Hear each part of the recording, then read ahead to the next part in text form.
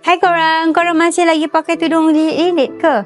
Ni Hanis nak tunjuk tudung Amaryllis Luxe daripada AZ Clover. Sarung je. Okay? And then dia ada 3 saiz. Yang Hanis pakai ni adalah saiz L. So, kalau korang nak tahu, dia ada lagi saiz M and XL. So, M, L and SL. Okay?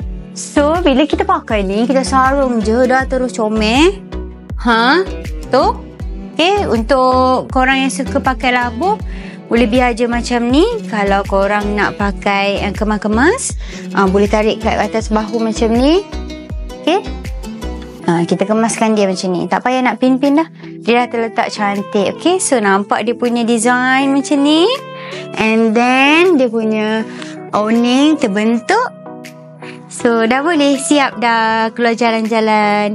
So, jangan lupa dapatkan Amaryllis Luxe daripada AZ Clover sekarang. Okay? Bye!